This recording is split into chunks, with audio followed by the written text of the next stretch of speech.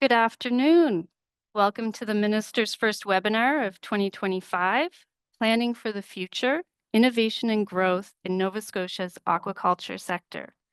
My name is Karen Densmore. I'm the Internal Communications and Engagement Lead with the Department of Fisheries and Aquaculture. So, I have a few logistics to share with you this morning, or this afternoon before we get started. I'm just going to bring that up. So a few housekeeping items. As you may have already noticed, when you log on, your mic and video is automatically turned off. This just helps us keep the line clear for our presenters. If you would like to ask a question, please use the Q&A feature at the bottom of your screen. You just click on it, let us know who your question is directed to, which of the presenters, and type the question in and hit send. So as we go through the three presentations, you can type in your question, and at the end, we'll go through and be able to answer some of those questions. Lastly, the session is being recorded, and Prenia will post it at a later date. I would like to thank our partners at Prenia, Adam Ledoux and Carolyn O'Coin, for helping us host this session today. Now, let's get started. I'm pleased to welcome back the Honourable Kent Smith, Minister of Fisheries and Aquaculture. Minister Smith was first elected to the Nova Scotia House of Assembly as MLA for Eastern Shore in 2021 and was appointed Minister of Fisheries and Aquaculture on September 14th, 2023. We are pleased to share he was reappointed on December 12th of last year, and for the second term as Minister of Department of Fisheries and Aquaculture. Minister Smith has also been appointed as a member of the Treasury Board, and he comes from a business background and has been a successful small business owner himself. He resides in Porters Lake with his partner Kelly and their children, Maya, Alex, and Beckett, and their 3 dogs. I can let you know that he greets all staff by their name. And if you haven't had a chance to meet Minister Smith in person, it won't be long before you do because he likes to get out and meet with as many people as possible. Welcome, Minister, and I'll hand it over to you. Thank you very much, Karen, for that wonderful introduction. Before I get into my remarks, I just wanted to share a couple of housekeeping items from my side of the computer. As you can see, I am not in my office. I went into the city this morning, had a couple of meetings, and then decided that the weather was not looking favorable at the end of this webinar, so I decided to head home. So with that comes a couple of challenges. As you may have already heard a welcome from 2 of my 3 dogs. I also have 2 of my 3 children home today. So if you see any of those folks or if you hear my puppies in the background, just pretend they're not there. And like I said, the dogs can be quite loud. So consider yourself warned. All right, now into the meat and potatoes. I do want to start by saying how thrilled I am to be back as Minister of Fisheries and Aquaculture. From the first day in this role over a year ago, I saw the dedication, the professionalism, and the contribution that your industry makes to our Nova Scotian economy. Thank you. Thank you for the hard work that you do and the ongoing commitment you have to driving success in the seafood sector. And thank you for participating in the webinar today. You know, we set these up and hope that we have good attendance, and it sounds like we've got well over 100 people joining us today, and certainly appreciate the team putting it together for us. It provides us with an opportunity to come together and share information about the great work that is happening in the department. Today, we'll be highlighting some of the work being done in the aquaculture sector. Before I get too far, I just want to take a second to say a welcome and congratulations to Ms. Diane Timmins, MLA Timmins. She is the new Ministerial Assistant for the Department of Fisheries and Aquaculture, and we're thrilled to have you as part of the team, Diane. You also may see a name on the screen of Kelly Corkery. She is the new special advisor to me as the Minister of Fisheries and Aquaculture. If you haven't had a chance to meet her yet, please, I encourage you to reach out. And of course, Deputy Hollett is on the call. I saw his name. And I'd like to offer Jason a congratulations because he recently added the Department of Agriculture to his deputy ministerial portfolio. And of course, welcome the representatives from industry that are joining us today as well. And we have staff, members of the team from Yarmouth to Sydney joining online for today's webinar. Thanks everyone for being here today. The theme for today's webinar, as Karen noted, is planning for the future, innovation and growth in Nova Scotia's aquaculture sector.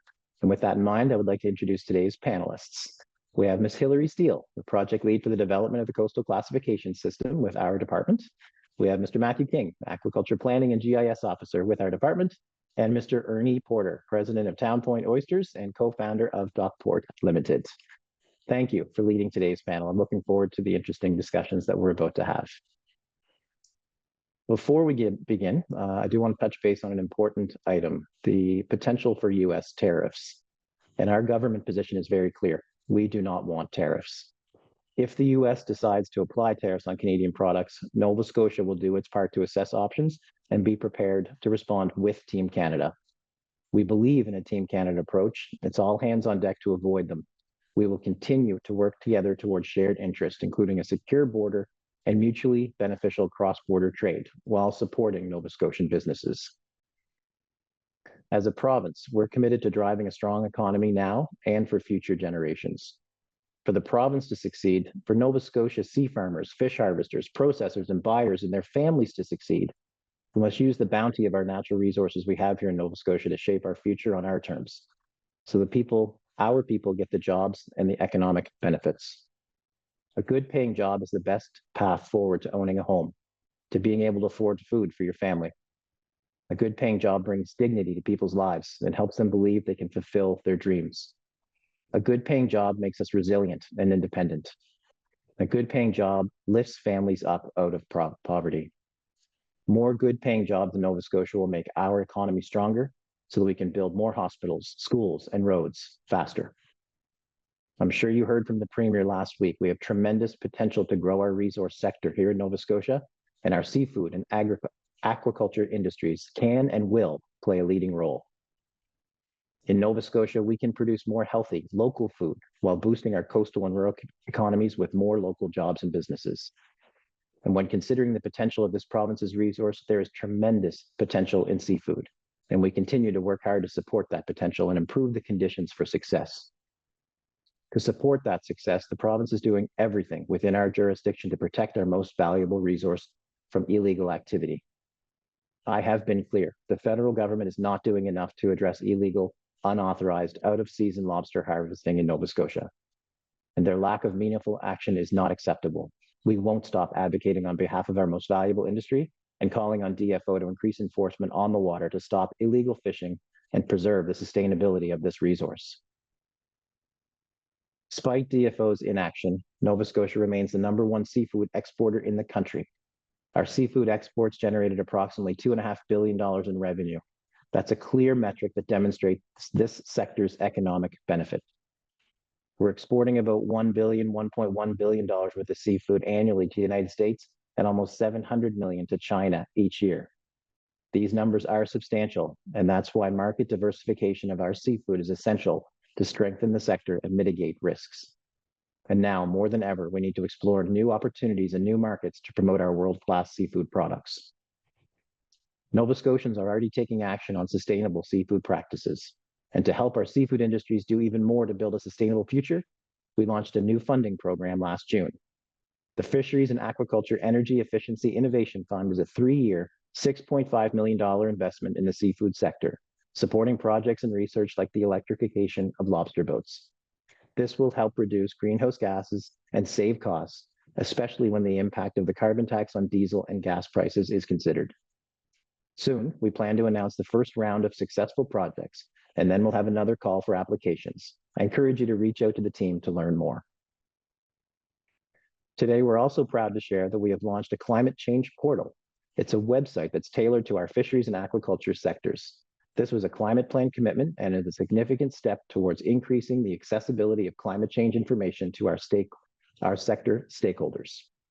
This website brings together and shares information about the impacts of climate change specific to aquaculture, shore-based fish processors and buyers, commercial fishing and sport fishing sectors. It's a useful resource that I encourage you all to check out. Now, let's turn our focus to the aquaculture and set the stage for today's webinar. One of the fastest growing food producing sources in the world is aquaculture. And when it comes to aquaculture, Nova Scotia has a reputation for sustainability and growth. In fact, our aquaculture production has doubled over the last decade. It's an industry that employs hundreds of people in rural areas, and it's constantly modernizing and driving forward to build a cleaner, stronger future. We heard loud and clear from industry that changes were needed, primarily changes to cut unnecessary red tape, especially in the regulatory framework for aquaculture in our province. We listened, we acted. Last September, we changed the Fisheries and Coastal Resources Act so that shellfish and marine plant applications no longer need to go to the Aquaculture Review Board, saving the applicant months of time and cutting unnecessary red tape, supporting an industry that creates good jobs in coastal communities. Our team is now working on the regulations and policy support to support this legislation to speed up decision-making for aquaculture applications. And kudos to the team for their hard work on this file, and especially the work that Rob Shishuti has done. There is tremendous potential for growth in aquaculture, but we all understand that growth has to be done responsibly. Part of supporting that growth is our work with the Center for Marine Applied Research, CMAR. Working with CMAR, we are developing a coastal classification system. This online tool will help identify areas around Nova Scotia that are potentially suitable for finfish and shellfish aquaculture in a transparent and responsible way. Sharing data and information publicly supports proactive planning and understanding of aquaculture. It will also save industry time, gathering information together in one place and making it easily accessible. Hilary Steele, project lead for the Coastal Classification System and participating in today's panel, will provide details on this project shortly. Aquaculture development area is another topic we're going to learn about today. And last April, in collaboration with the municipality of the District of Argyll, we created our first aquaculture development area, an ADA. This was another proactive approach to aquaculture planning that will save industry time and resources through pre-assessed areas for growing shellfish and marine plants. Matt King, the department's project lead for the development of the ADA, will be providing more information shortly. In addition to these two department-led initiatives, you'll also hear from Ernie Porter. Ernie operates a land-based facility and 3 marine oyster sites in Antigonish. He will talk to us about the benefits of being round. Now, back to you, Karen.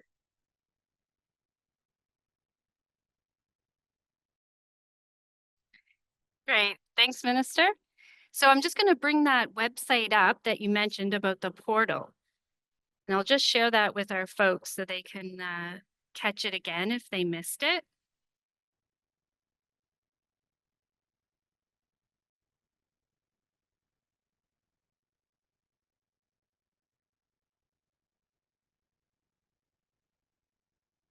And here it is here. So dfa-climate-change.novascotia.ca. So if you have a chance, go and visit, and we hope you enjoy the site. Okay, so now we will hop into the presentations. And I'll invite Hilary to start to bring her presentation up, and I'll just introduce her while she's doing that. So our first presentation is called Creating an Aquaculture Coastal Classification System, Planning for Responsible and Sustainable Aquaculture Development in Nova Scotia's Coastal Waters. Hilary Steele is our presenter, and Hilary is a professional engineer with over a decade of consulting and project management experience in the environmental services industry. Hilary holds a Bachelor of Science degree and a Bachelor of Environmental Engineering degree from Dalhousie University, as well as a mini MBA program certificate from McGill University. Currently, Hilary is here with us at DFA as a project manager. Welcome, Hilary. I'll hand it over to you. Great. Thank you, Karen. Great. And I see your presentation's up. Looks great. Awesome. Thank you so much for confirming that. As mentioned by Karen, my name is Hilary Steele, and I'm a project manager with DFA. And today I'll provide an overview of the Aquaculture Coastal Classification System and the role that it plays in the department's proactive planning approach. So aquaculture, the farming of finfish, shellfish, and aquatic plants, is an economic driver and an important part of Nova Scotia's future. As some of these facts were mentioned by Minister, it generates 120 million for the provincial economy each year and employs nearly 800 people. It's one of the fastest growing food production sectors in the world and currently provides more than 50% of the seafood people eat worldwide.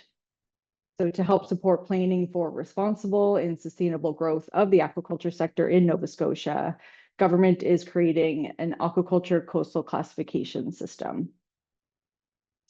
The classification system is going to be an online mapping tool that will proactively screen Nova Scotia's coastal waters to find areas that may be suitable for different types of aquaculture development. So we'll be completing 4 different suitability screening assessments, one for each of the top species produced in Nova Scotia. So it'll include salmon, trout, oysters, and mussels. And the assessments are province-wide assessments, sorry. So it'll include all nearshore coastal waters up to 3 kilometers off the coast.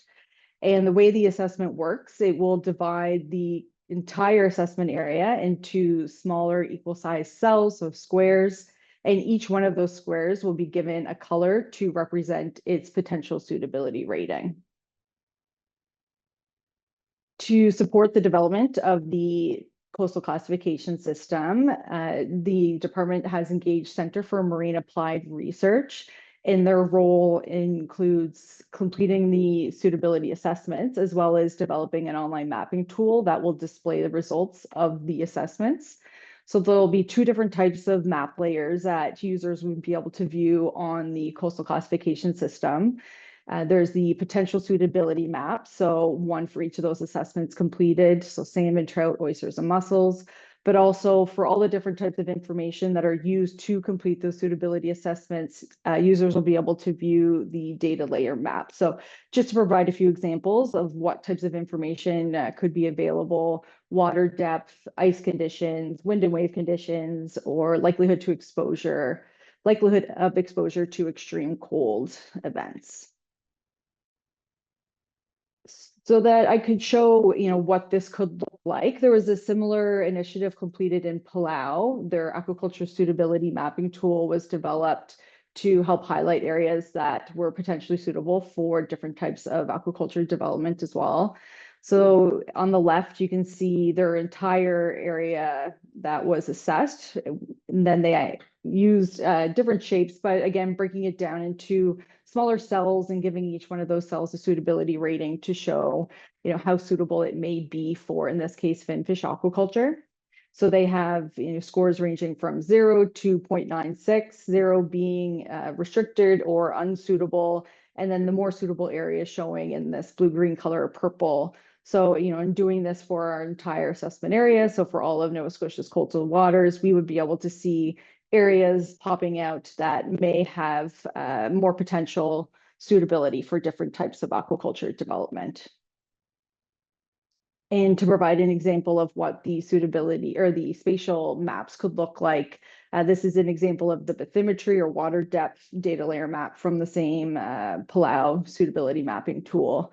And again, just showing their entire assessment area, but if you zoom in, you can see the water depth bathymetry information for the entire assessment area. So what types of information are we going to be including in our coastal classification system? Of course, there's a variety of important information that needs to be considered when you're selecting locations for aquaculture development. But because of the broad nature of our assessment and our large assessment area, it's just not feasible to include all of the relevant restrictions and considerations in this assessment. But by looking at some of that information on a broad scale, we're able to start to identify those areas where development may be possible. In CMAR, in their role of completing those suitability assessments, they have established an evidence-based approach that they've used to come up with the types of information or criteria that they're recommending be included in the suitability screening assessments. And we will be sharing that list that has been recommended on the department's engagement website, along with more information on that approach that was used to select the information. And also we'll be posting a public engagement survey in the next few days to collect feedback on the types of information we are proposing to include in the suitability assessments. It's important to understand, how this tool can and can't be used. As mentioned, there are limitations with the amount and type of information that can be included in the broad scale assessments. We are collecting a variety of information, compiling it and hosting it all in one place on this mapping tool. So it is providing an efficient way to review high-level science-based aquaculture information. The tool is not intended to be used for regulated decision making. So interested industry members are still required to go through the traditional licensing and leasing process. But the insights gained from the tool can be used to guide and inform future planning, policy development in individual aquaculture projects. As mentioned, it is part of the proactive planning approach. The aquaculture development areas take that one step further. So with the aquaculture coastal classification system, as mentioned, it's a province-wide assessment, including all of Nova Scotia's coastal waters. We're collecting broad information and looking to highlight general areas that may be suitable for aquaculture development. Taking it a step further, the aquaculture development areas are looking at specific coastal areas or water bodies, collecting more detailed information, completing more comprehensive assessments with the goal of pre-assessing specific sites for potential aquaculture development. And Matthew King will be providing a lot more information on the aquaculture development area work shortly. And just as a summary, and wanting people to stay informed, we do have an engagement website that hosts a lot more information about the project. So there are 3 fact sheets that are currently up. Project update report and the public engagement survey will be posted within the next few days. So that project update report will provide a lot more information on, the types of information that will be included and who's been involved with the project. And then also collecting feedback using that public engagement survey. So really hoping that everyone does participate in the public engagement. And there is an email address set up for the project as well. So please don't hesitate to reach out with any questions or concerns or to learn more about the project. And I will hand it back over to Karen.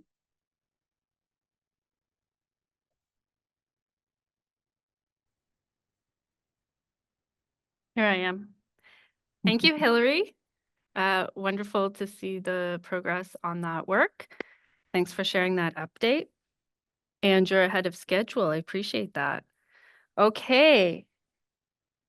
And if you have a question for Hillary, you can go ahead and pop it in the Q&A now. Just say Hillary, just put the presenter's first name and pop in the question, and then we'll come back to it. So if you have a question at the top of your head right now after seeing Hillary's presentation, go ahead, pop it in, and we'll circle back. Okay, so I'll invite Matt to start to bring up his presentation, our next presenter, and I will introduce him while he is doing that. Mr. Matthew King, he is a GIS analyst with the Department of Fisheries and Aquaculture. And he will be presenting on aquaculture development areas, a proactive approach to aquaculture development in Nova Scotia. Matt holds a master's degree in marine spatial planning, a Bachelor of Arts in geography, and an advanced diploma in geographic information systems. He works as an aquaculture planning and GIS officer with the department with a focus on the aquaculture development areas, and you may hear us refer to those as ADAs. And specifically on the pilot project in Argyll. His presentation will explore the innovative role of ADAs in driving sustainable growth in Nova Scotia's aquaculture sector by streamlining regulations, optimizing marine resources, and fostering innovation. ADAs provide a framework for potential industry expansion, and Matt has a passion for integrating technology and environmental stewardship. And he's going to offer us a forward-looking perspective on the future of aquaculture. And welcome, Matt. Good to see you, friend. And hello to everyone in Shelburne. And I'll hand the floor to you. Thanks, Karen. Great. And I see your beautiful presentation up, so you're ready to go. Perfect. Thanks very much. Hi, everyone. Thank you. Thanks again, Karen, for the introduction. It's great to speak with such a large audience about aquaculture development areas, proactive approach to aquaculture development in Nova Scotia. Today, I'll provide a brief overview of the legislation surrounding ADAs, define what an ADA is, and through practical examples, outline the ADA planning and management processes. I'll also touch on the subsequent license and lease processes pertaining to leases within an ADA and showcase the ADA pilot project on Nova Scotia's southwest coast in Lobster Bay and Pubnico Harbour. So Aquaculture Nova Scotia is governed by the Fisheries and Coastal Resources Act. Key sections relevant to the ADAs include Section 56, Powers of the Minister.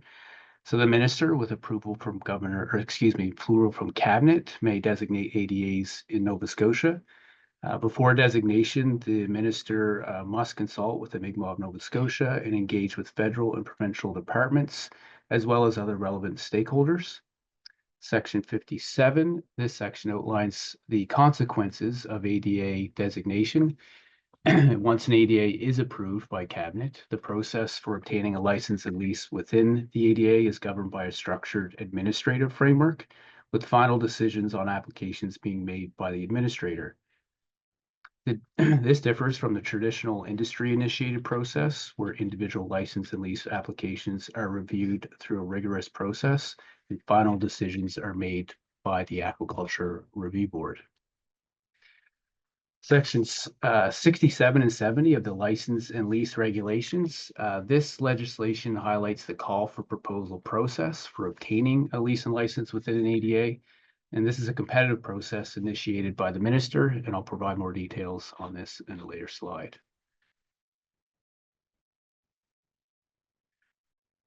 What is an ADA? It's a specific part of the ocean that is proactively reviewed and identified as potentially suitable for aquaculture development.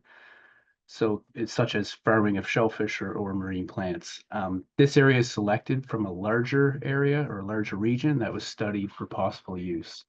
So just to support this definition, this is just a visual representation where the large black outline square represents the study area, and that's the region analyzed through engagement and data collection, as well as analysis is completed within this study area.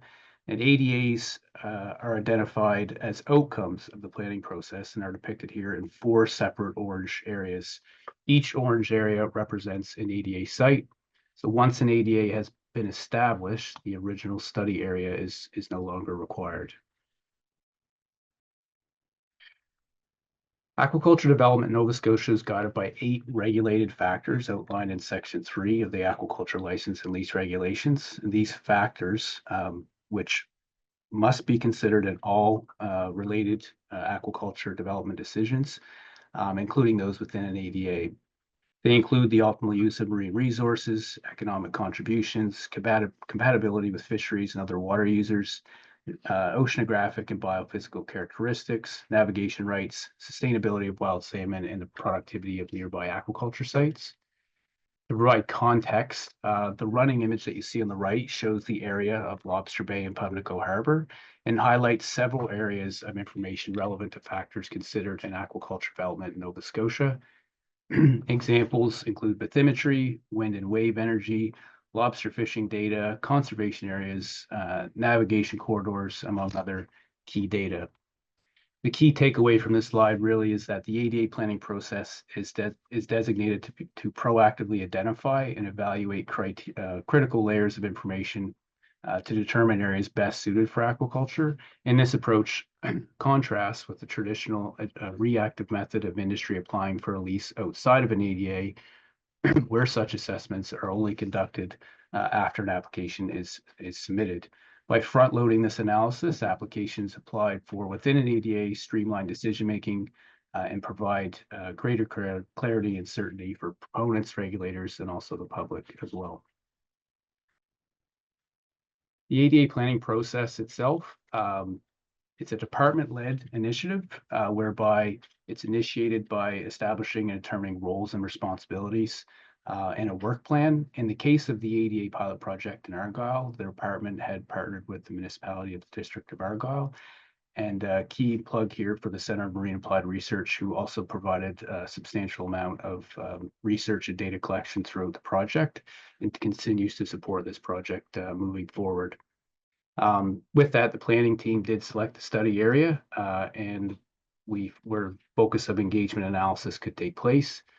The consultation engagement process, this is something that happens on a cycle basis, and throughout the project wasn't sort of a one step. It was a continuous cycle of engagement and consultation. So as mentioned, we consult, the department consults with the Mi'kmaq of Nova Scotia. There's engagement with federal and provincial departments, and also seeking input from the public and other stakeholders. Of course, there's data collection simultaneous to consultation and engagement, as well as analysis, where we gather social, cultural, environmental, and economic data. And we use that data to form decision support tools to help inform the process. There was as it relates to the ADA pilot project, there would have been a preliminary area selected that identified a potential ADA, and then more feedback would have been sought from the public and our federal and provincial counterparts, as well as the Mi'kmaq of Nova Scotia, to determine a final output for a potential ADA. And as mentioned, in order to I guess, for a decision to be made on an ADA, that has to be submitted to Governing Council or Cabinet for approval for ADA designation. The image on the right depicts Lobster Bay in Pubnico Harbour, again, which served as a study area for the ADA pilot project, where species of focus for the project was shellfish and marine plants only, not finfish. The solid light green represents the initial study area, while subsequent maps showcase the layers of information collected throughout the project. The red, yellow, and green map illustrates a decision support tool used by the planning team, and the map with the non-conjoined yellow spaces represents the initial ADA selection. And further stakeholder engagement, after further stakeholder engagement, the lighter blue areas were identified as the final ADA, which I'll discuss in a later slide. This slide it represents about 4.5 years of consultation, engagement, data collection, and analysis. It certainly was a challenge to put together and decipher for all of you.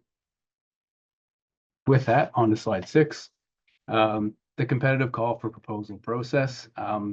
So combined with the administrative framework ensures clarity, consistency, and alignment with regulatory requirements, supporting sustainable development within, of aquaculture within designated ADAs. The process involves several key steps where there's an issuing of a call for proposals, where the minister issues a call for proposals for specific marine areas within a designated ADA, outlining their criteria to be met. Proponents respond by submitting proposals for specific locations within the ADA by the specified deadline, typically ranging from 1 to 3 months. There's a proposal review where the department reviews proposals for completeness and forwards those deemed complete to the ADA proposal assessment panel. That panel consists of representatives from the department as well as the Aquaculture Association of Nova Scotia, and in the context of the ADA pilot project and our partner, the municipality, where they evaluate the proposals based on the established criteria and provide recommendations to the aquaculture administrator. The aquaculture administrator makes final decisions on the proposals and invites successful proponents to submit a formal application for a specific location within the respective ADA within a 90-day time frame. Applications are then reviewed and a public comment period does take place, and if they are submitted within a 90-day time frame, they are again reviewed by the department, and a 30-day public comment period to gather feedback takes place. And then the aquaculture administrator considers all information to make a final decision. As far as the ADA management cycle, there is monitoring and evaluation and adaptation that takes place. So the continuous monitoring of the ADA performance to ensure compliance with project and regulatory outcomes. This includes legislative, economic, and environmental monitoring that is currently employed with and administered through existing aquaculture operations in the province. As well, any other research projects may also be initiated by the department to support ongoing monitoring efforts. The evaluation element of the cycle of the ADA life cycle. ADA performance will be evaluated against key metrics, including economic contributions and environmental sustainability. And findings will be used to assess the effectiveness of the ADA. One of the key elements within the evaluation is the establishment of a community liaison committee. This is a platform for communication between license and lease holders, governments, local communities, and stakeholders, ensuring concerns and feedback are addressed. This is meant to be established in parallel with any issued licenses or leases within the respective ADA. Of course, there's an adaptation. So based on any monitoring and evaluation findings, the ADA may be refined to better align with any project or regulatory objectives. And any adjustments will focus on maintaining that environmental sustainability, economic growth, and community needs as well. The map on the right just indicates and highlights the sites, the overall sites. 53 sites were established as part of this ADA, where the green sites are highlighted to be the first that went out as the part of the public call, which I'll touch on in a second. And just reiterating that proponents would apply for those sites that are highlighted in green for the first initial call. Good. 2 more slides to go through, folks. So with this, this is just an update on the AD or the Argyle ADA. So as the minister mentioned, the ADA was designated in Argyle on April 15th. At the same time, there was a call for proposals for 6 locations. Proposal submissions ended on June 15th with 14 proposals. There was a proposal review that took place from in the summer and fall of 2024, and just recently the administrator had posted decisions for those that were successful and unsuccessful on January 22nd. With applications due by April 22nd, that 90-day time frame. If applications are submitted by that time, there will be an application review and public comment period in the spring of 2025, with applications decisions being made in spring and summer of 2025. It's important to note that in order for licenses and leases, before anything infrastructure it's been put on the water, the department reviews and approves the farm management plan for those respective sites. And we have a 1 minute warning Yeah, there, thanks. Matt? Thanks. Yeah, Perfect. thanks, Karen. The map on the right just indicates just showcases the area in blue, which was the initial study area. That covers about 23,000 hectares. And after 4.5 years of extensive analysis and consultation, and engagement, the department had arrived at 784 hectares, spanning about 53 ADA sites. So just showcasing that. My last slide here. The benefits of this approach. So the ADA process really takes a proactive stance by evaluating large marine spaces in advance to determine potential development. It incorporates comprehensive assessment and analysis of social and cultural, economic, and environmental factors. Certainly collaborative engagement right from the beginning, where collaboration is integral throughout the ADA life cycle. And really the key element in all this is it fosters opportunity. So it simplifies entry requirements for fair industry access, streamlines processes to save time and resources, as well as reduce delays to foster innovation, and prioritizes well-planned proposals for sustainable development. The last thing I'll mention is the ADA process. It is proactive, it's collaborative, and it's an opportunity-driven approach that balances innovation, sustainability, and economic growth for the aquaculture sector in Nova Scotia. With that, I'll hand it back to you, Karen. Thanks very much. Great. Thanks, Matt. Appreciate that. So if you have a question for Matt after you've heard this presentation, please go ahead, go to your Q&A box at the bottom, pop in your question, just put Matt in front of it and send it along. I will now invite Mr. Ernie Porter to come online, and as he gets set up, I will introduce him. So last but certainly not least, Mr. Ernie Porter, owner of Town Point Oysters and co-founder of Dockport. Ernie graduated with a BSc and a Bachelor of Engineering, I'll say in the 80s, Ernie, in the 80s, and joined Lindsay Construction as a site engineer. He became a partner in the firm in 1987, served as president from 97 to 2009, then chairman until retirement in 2014. Mr. Porter established Town Point Consulting Incorporated in 2014 to provide construction consulting services, but now operates as Town Point Oysters. He co-founded Dockport Limited in 2019 with Philip Docker to develop new technology for the oyster aquaculture industry. Dockport has developed Bobber, B-O-B-R, benefit of being round, that is revolutionary mechanized system for suspended oyster aquaculture. So Bernie's going to speak to us about the innovation in the oyster industry, faster, better, easier, the benefits of being round. So thank you for joining us, Ernie. You have a very interesting presentation ahead of us, and I'll hand the floor to you, sir. Thank you very much, Karen. Okay. And I see your presentation is up. It looks good. Okay, thank you. Thank you very much, Minister Smith and your team for inviting me to participate in your webinar. It's an honor and I appreciate it. So this will be a very brief introduction to some new technology. As Karen said, we're going to talk about Bobber.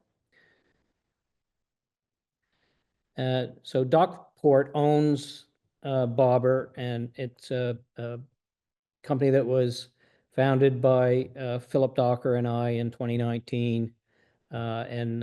We produce Bobber components at Mauser Packaging in Spring Hill, and we produce the Oystermatic machine part in Meteghan at AF Terrio. This is Bobber. It's a cylindrical growth unit. And so in cross section, it's round. That's where the BOBR name came from. And one of the many benefits of a cylindrical shape, a round shape, is that that shape can be mechanized. So this is Oystermatic. It's the machine that AF Terrio worked with us to develop, and it's the part of the system that provides the mechanization. Here we see Oystermatic doing one of the necessary husbandry tasks. In this video, you see the crew doing a tumble. So Oystermatic is pulling itself along the line. The bobber cages are rolling up the intake ramp. They're getting washed off to take some of the heavy fouling off. And then they're going along the work table, and the cages are rolling as they go along. And so the oysters are tumbling. And what's really cool is that our crew haven't had to touch these oysters to do this husbandry task. The oysters are in the cage being tumbled on the lines on the lease. Oyster farming presents many challenges. Labor intensity is at the top of the list. And because the job is very difficult, it inhibits recruitment and also leads to poor staff retention. Farm productivity can be an issue on some farms where there's a limited density and maybe some product quality challenges. Suspended oyster aquaculture is out on the water, exposed to Mother Nature, and there's a storm vulnerability. So gear loss is something farmers have to face, and then the public gets concerned about lost gear. And then there's community sensitivities about the appearance of suspended oyster aquaculture, where some technologies have a fairly high visual profile. Some public figures find that unsightly. So these are some of the challenges that Philip and I were trying to address in our design of the new technology. Here are some of the deficiencies with the present technology. Existing or traditional suspended aquaculture growth units are very heavy, requires a lot of physical effort, and that limits the recruitment cohort that farmers have available. Basically, they're recruiting linebackers off the football team. And not every community has a ready supply of individuals that are willing or able to work that hard. Then restricted flow. Oysters grow proportional to the feed that arrives next to them, and that feed is supplied by flow. If your oysters are in a situation where they are not receiving adequate flow, then that decreases growth rate and decreases farm productivity. And then there's an issue in some technology where oysters are in a very confined space, and that interferes with their ability to grow in a optimum shape. And it also can limit the stocking density on a farm. And then some technology has a very high visual profile, and a perch that is high and dry is attractive to seabirds, and that can be a public health concern, and it's also found to be unsightly by the public. Some technology uses air desiccation for defouling, and the effectiveness of that approach is weather dependent, and it also reduces productivity because for all the time oysters are out of the water, they're not feeding and cannot grow. And some farms are in estuaries where fouling occurs at a rate where they have to defoul every 2 weeks. So if your oysters are out of the water for a day or two every 2 weeks, that eats into the available grow days on that farm. And we're fairly far north, so the season is short, and every grow day counts. So if there were a way to eliminate that loss of productivity, then farms would be more productive. And then there's sinking and raising on farms where there is ice cover or for storm avoidance. Some technology that's a very labor-intensive, slow, and difficult task. So Oyster-Matic, the machine that mechanizes the bobber growth system, it performs all the necessary husbandry tasks. It raises the farm in the spring, it does tumble, defoul, sort and grade, harvest, it'll deploy and retrieve cages, and it'll sink the farm in the fall. So it's a huge benefit to farm operations to add that level of mechanization, because then the farm isn't relying solely on the physical effort of farm staff to perform these tasks. The farm staff become a machine operator instead of being the machine themselves. So how does bobber optimize growth?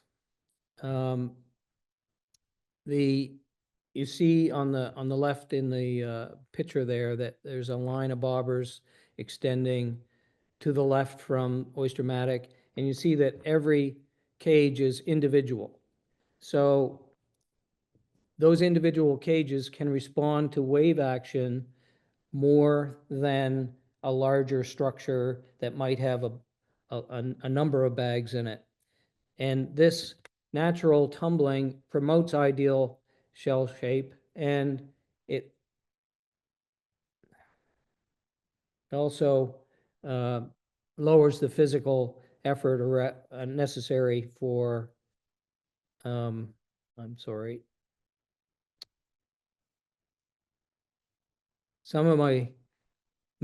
A portion of my slides are covered up by the people in the call, how do I remove that? Or Adam? Hi, Ernie, it's Karen.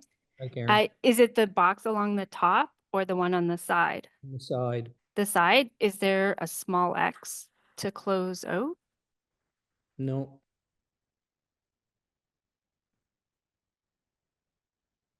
There should be a small arrow, like just to point down, Ernie, just Yep. to move them, or you can pick them up with your mouse and just move them right off the screen. Okay, thank you. All right, sorry about that. How bobber optimizes growth. The bobber cage also has a much larger cross-sectional area. The height of the cage is 13.5 inches. It's about 40 inches long. So with this larger cross-sectional area, more flow can flow through the cage, and that reduces the competition for food for the oysters within the cage. And every cage gets new flow. Because they're individual on the line, the flow, fresh flow can reach each cage. So better flow means better feed rate for the oysters in the cage.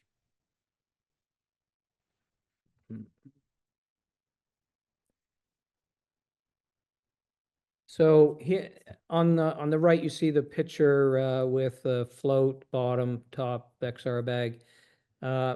That's how we supply bobber. It's in sets, and they're not assembled intentionally, so that we can fit about 2,000 sets in a tractor trailer. So a large reduction in shipping cost. And on the left-hand side, you see what a typical bobber line looks like in the water. The cages are mostly submerged. There's about 2 inches of the top of the cage out of the water. And how we're achieving that is the float that you see in the right-hand picture is within the cage. It's in there with the oysters. So the cage floats at about half the diameter of that float out of the water. So this gives us a cylindrical cage that's easily mechanized, and because of the reasons mentioned just previously, the cage promotes superior growth, and you get better production with less effort because of the mechanization component. Here's how the bag is assembled. We designed the bobber growth unit to be easily assembled without the need of tools. So it takes about 3 minutes to assemble a bobber.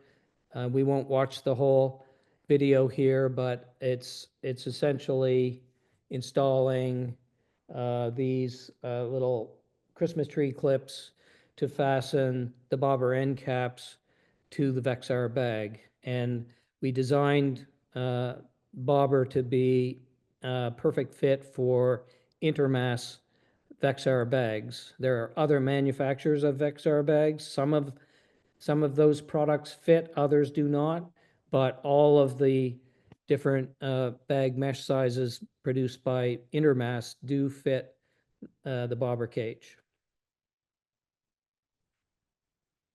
I'll just give you a quick time warning there, Ernie. We have a few more minutes, but we just want to leave a little time at the end for people to ask you some questions as well. Okay. Okay. Thank you, Karen. So reduction of physical effort. That's one of the primary goals of bobber and oystermatic. So the workers become a machine operator instead of being the machine themselves. The jobs become more inclusive. So you don't have to be the linebacker off the football team to work on a bobber farm. And that improves labor recruitment and staff retention, and it improves job quality. how does bobber increase farm productivity? With 2 to 3 workers per oystermatic, that machine can service about 10,000 bobbers. And if you're in like first year class, 25 millimeter oyster up to 76 millimeter market oyster, they can be stocked at around 350. So that's 3.5 million oysters with a 2-year grow out. That's what we achieve on Phillips Farm and our farm. That's an annual output of 1.75 million oysters per year. And even though you're producing that many oysters, your staff are going to be pretty happy with their job. So husbandry tasks are more efficient. All the husbandry tasks are done on the lease. There's no shore trips. Oyster touches are dramatically reduced. The oysters stay in bobber for tumble and defoul. And defoul takes only 4 to 10 seconds per bobber. There's no cage flipping, no lost grow days. Bobber stays in place for sort and harvest. Sinking is fast and easy, and bobber remains off the bottom when sunk. Here's deploying bobber cages. So we just attach a barge to the side of oystermatic. It ferries bobber cages out to the oystermatic, and the crew just buttons them onto the line using bobber button. So the snood on the static line has the button, and the bobber pig has the button hole. They're just buttoned onto the fast and secure approach.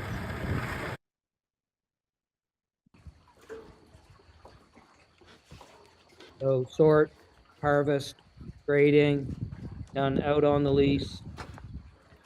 We like the vibratory sorter shown here that we bring along with it. There's a power source on oystermatic that runs this machine. And defoul is done by heated seawater dunk. So you see the 2 of the crew are dunking cages, and it's a 4 to 10 second dunk in water that's heated to 60 to 70 degrees Celsius. We have a dual tank system. So as you're cooling one tank through the dunking process, the adjacent tank is reheating. So it's a continuous process. And this approach for defoul is widely used in other parts of the world. It's a very effective defoul technique. It works every time, rain or shine, and you're not losing grow days by flipping cages. So this is the final slide.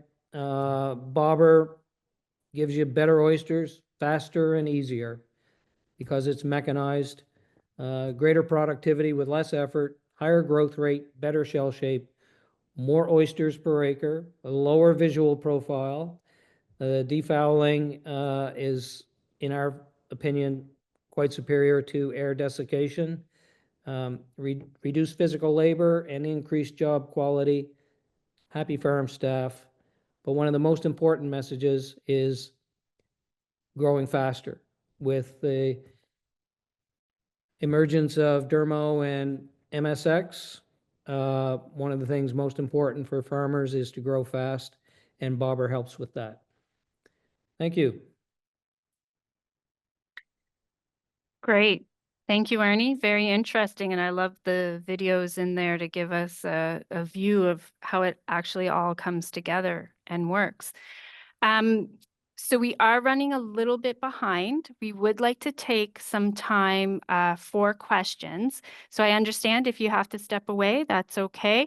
As I mentioned, there will be a recording posted later with Prenia, but I would like to go to a few questions. So if you have a question for Ernie on his presentation, please just pop it in the box and we'll try to get to it because we are short on time. I'm just going to do a few. And there was a question for Hillary. And Hillary, I'm just going to go back up here because there was a question popped in early when you gave your presentation. So this is from Christopher. So were any social economic factors included in the coastal suitability assessment for aquaculture? Proximity to market, labor market, infrastructure, etc. So as mentioned in the presentation, there are of course limitations with the type and amount of information that we can include in those suitability assessments. So what CMAR had done is to direct our focus, there was 3 objectives that were established for those suitability assessments. So it was focus on physical conditions required for the health and well-being of the farm species, supporting environmental protection and conservation of significant habitats and species, and also reducing direct overlaps with other marine activities. So there are some considerations within there, for the reducing overlaps, looking at vessel track lines or public coastal access points. So some consideration of social considerations, but a lot of those considerations are more appropriately considered in the more targeted assessments done through a site application or through a strategic assessment led by the department, such as the ADA development areas assessment work. So, there's types of information, site infrastructure, stocking, those types of considerations are really important in understanding what the interactions are. So there's just some things that are not able to be included in the broad suitability assessments, but they will absolutely continue to be covered in going through that regulated leasing and licensing process. Great, thank you. Matt, I have a question for you. Who evaluates the proposals in the ADA call for proposal process? Yeah, thanks. Thanks, Karen. So the evaluation is completed by for the proposals themselves is completed by the ADA proposal panel. In the case of the ADA pilot project, that consisted of staff from our department, as well as the Aquaculture Association of Nova Scotia and representatives from the municipality of the District of Argyll. And those recommendations from that panel were provided to the administrator. And I think the key piece to note is that all decisions within the call for proposal process are made by the aquaculture administrator. Great, thank you. Thank you. And Ernie, I have one for you around the finances. What is the cost of the bobber cage, if you're okay to share with us? Okay, thank you for that question. So we sell bobber in sets, and the set gives you the 2 end caps, 2 floats, 2 bobber buttons, the push pins to put it together, and that's $50. And that gives you an internal volume of 62 liters. And to compare it to traditional square bag technology, each bag in let's say a 6-bag square bag cage has 31 liters. So 3 bobbers equals a 6-bag square bag system. And for 3 bobbers, it would cost you $150. I'm not sure of the current price of the competing technology. Great. And we have a few more questions. I'm just going to quickly maybe try to hit each presenter one more time with one quick question, and then we'll go to closing remarks, okay? Hillary, will other species be added to the aquaculture coastal classification system in the future?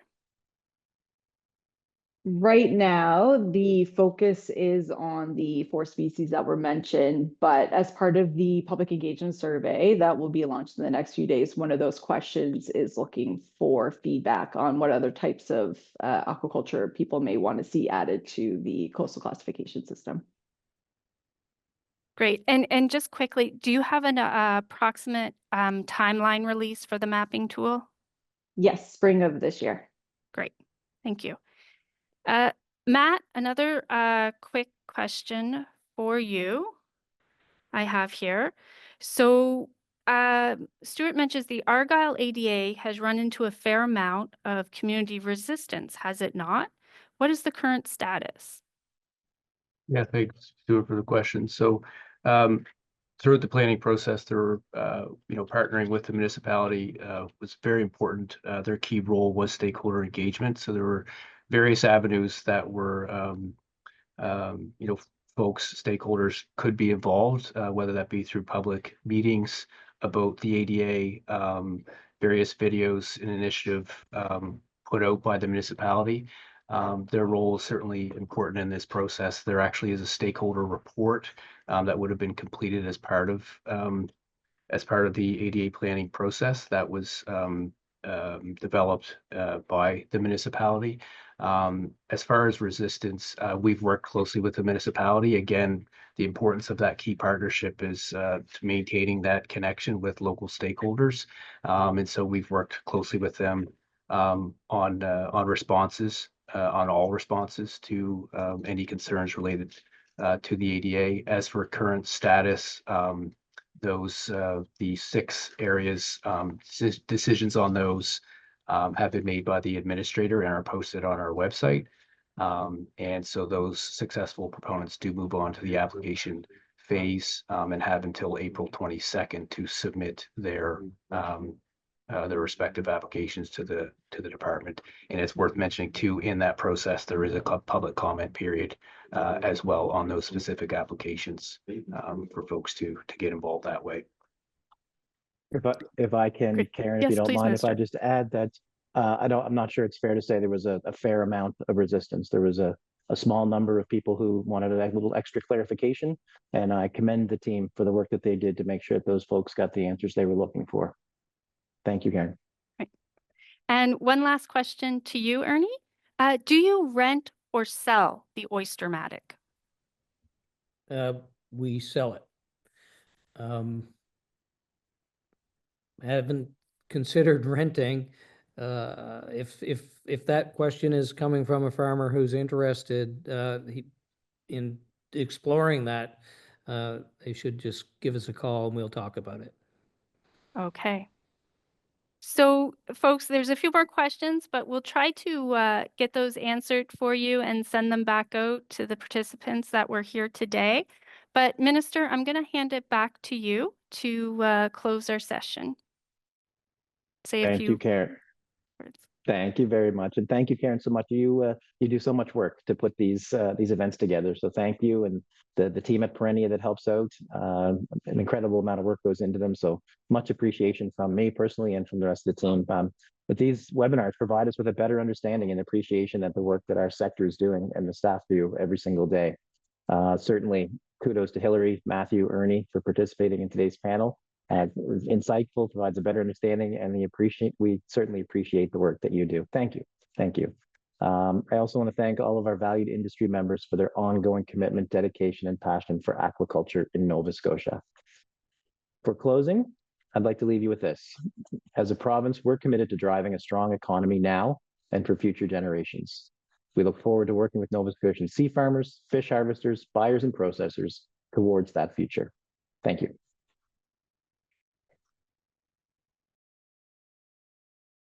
Great. Thank you, Minister. Thank you to our presenters. Everyone, have a wonderful afternoon. Stay safe out there.